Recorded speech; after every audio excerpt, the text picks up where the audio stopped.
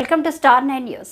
మంచిర్యాల జిల్లా బెల్లంపల్లి పట్టణంలోని సింగరేణి వాడలో కరెంటు కట్ చేయడం యాజమాన్యం అమానుష చర్యగా భావిస్తూ సింగరేణిలో కొన్ని సంవత్సరాలుగా పనిచేస్తున్న కార్మికులు గత 10 రోజుల నుండి అంధకారంలో హనుమాన్ బస్తీకి చెందిన కార్మికులు నివసిస్తున్న వర్షాకాలంలో కార్మికులకు రోగాలు కలుగుతున్నా పట్టించుకునే యాజమాన్యం కార్మిక నాయకులు యాజమాన్యానికి చెప్పిన కొన్ని వాడలకు మాత్రమే కరెంటు సౌకర్యం కల్పించడం హనుమాన్ బస్తీలో కార్మికులు లేరా అని యాజమాన్యంను సింగరేణి గుర్తింపు సంఘాలకు ఎలక్షన్ టైంలో మాత్రమే గుర్తుకు వస్తామని ప్రశ్నిస్తున్న కార్మికులు కొందరు నాయకులు కార్మిక నాయకులు చెప్పిన బస్తీలకు మాత్రమే కరెంటు సౌకర్యం కల్పించడం ఎంతవరకు సమంజసమని ఇప్పటికైనా ఎమ్మెల్యే విదేశీ పర్యటన పూర్తి చేసి వచ్చేదాకా కరెంటు సౌకర్యం కల్పించాలని యాజమాన్యంను కార్మిక సంఘం నాయకులను కార్మికులు కోరుతున్నవైన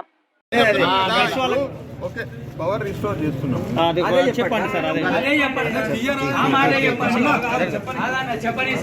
అందరు సైలెంట్ ఉన్నాడు ఒకసారి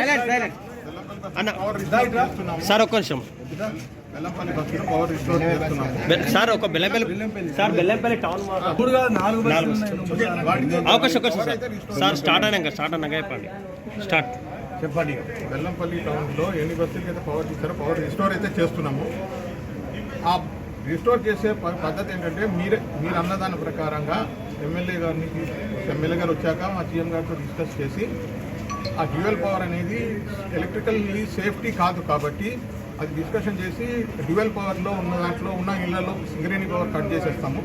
ఆ తర్వాత ఫేస్డ్ మేనర్లో సింగరేణి పవర్ ఉన్న సింగిల్ ఇళ్ళలో కూడా మీరు ఆ ఉన్న బస్తీ వాళ్ళు ఎన్పిడిసిఎల్ పవర్ కనెక్షన్ తీసుకుని ఆ పవర్ రిస్టోర్ అయిన తర్వాత గ్రాడ్యువల్గా ఆ పవర్ కూడా తీసేస్తాం. మనం అందులో ఉన్న సింగరేణి పవర్ కూడా తీసేస్తాం. సో మొత్తానికి అప్పుడు ఏమైతే అన్ని బస్తీలకి ఎన్పిడిసిఎల్ పవర్ ఉంటుంది, సింగరేణి పవర్